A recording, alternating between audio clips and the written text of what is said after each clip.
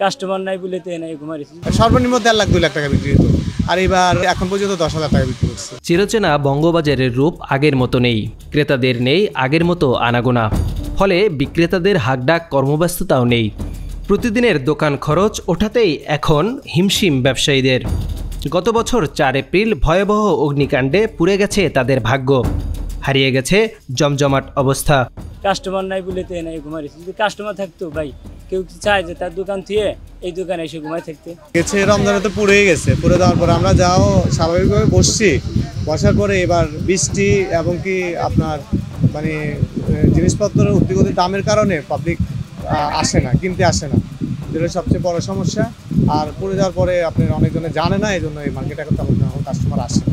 আর দাম কম বলে, ফুটের দাম বলে। আগে যেরকম ফুটপাতে বিক্রি হইতো যে দাম, ওই দামে বলে কাস্টমার। আমাদের পাট দোকানে দিকে বিক্রি হইতো 4 লাখ 5 লাখ 6 লাখ 7 লাখ, সর্বনিম্ন 1.5 লাখ 2 লাখ টাকা বিক্রি হতো, আর এবার হয়তো এই এখন পর্যন্ত 10,000 টাকা বিক্রি করছে। কোনো মতো চলতেছি, আগের মতো না, মানে আগে যেমন ছিল মনে করেন একটা মার্কেটে যেমন ছিল একটা বেচা কিনা, ওই রকম সেরকম না। যেমন 100-এর মধ্যে হয়তো 30% ওইরকম মার্কেট থাকতে, একটা মার্কেটের অবস্থা যেমন থাকে, যেমন মার্কেটের কাস্টমারও যেরকম, আর ভাঙ্গা অবস্থা থাকে তো ভাঙ্গা অবস্থায় কাস্টমার ওইরকম ভাবে তারা আসে না, ওইভাবে চলতেছে না। দেখেন না পুরো ফাঁকা মার্কেট, অন্যবারের থেকে এইবার তুলনা অনেক কম, অনেকই কম ভাই।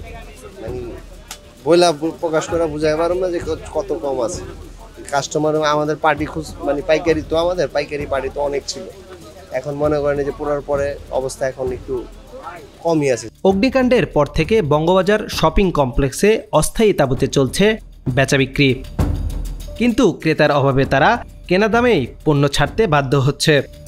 এতেও মিলছে না ক্রেতা, ফলে হতাশায় কাটছে তাদের দিন।